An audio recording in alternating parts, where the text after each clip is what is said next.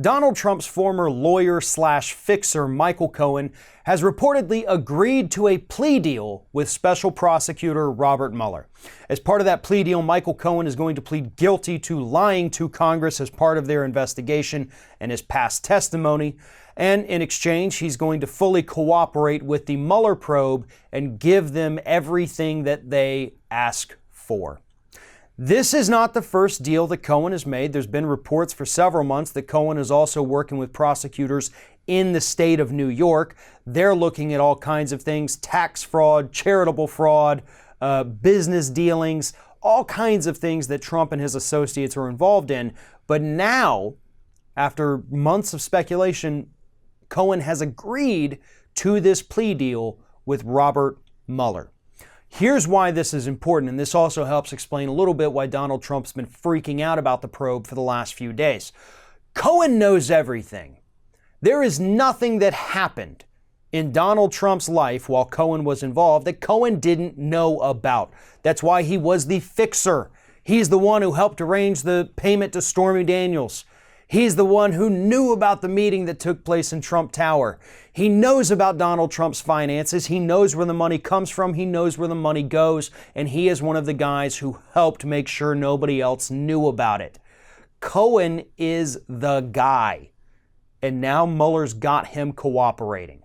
Now, before we go ahead and pop the champagne corks at this point, let's take a minute to realize that Cohen could end up being another, Manafort, perhaps a Papadopoulos, somebody who's not exactly going to be completely truthful with Robert Mueller. Maybe he's going to give information that's important. Maybe he's just going to try to sidestep it and give information that points away from Donald Trump.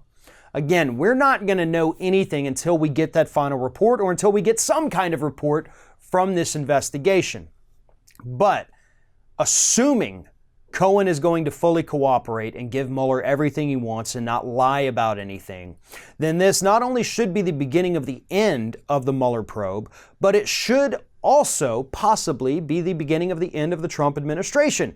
Not that Republicans in the Senate would ever vote to convict him if it did come to impeachment, but it would make his life a living hell trying to run for president again in 2020, especially with some Republicans out there chattering about possibly primarying him for the 2020 election. If this Cohen arrangement works out as we hope it will, this will be in one way or another the beginning of the end of the Trump presidency.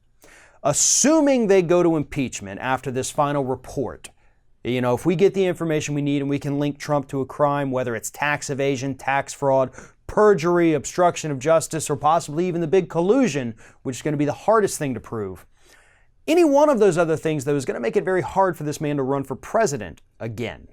Especially, like I mentioned, when you have Republican challengers who really want to jump in there and primary him, but they're a little afraid to do so. The public's going to be a lot more willing to go ahead and support a Republican primary challenger if they understand that Donald Trump could face impeachment and removal from office.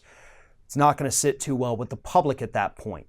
So that's why I think this could be the beginning of the end. I don't think the guy is going to be removed from office because of anything in the Mueller report when it finally comes out. I don't think Republicans will ever take that route.